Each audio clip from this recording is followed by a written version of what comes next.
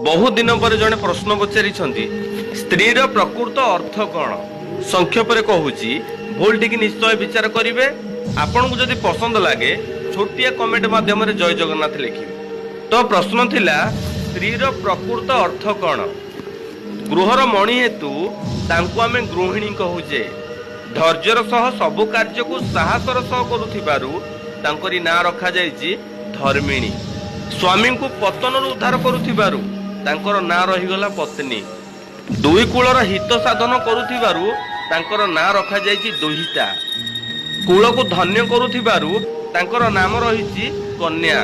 गृहर भार संभाळुथिबारु तांकर नाम हेछि भार्या।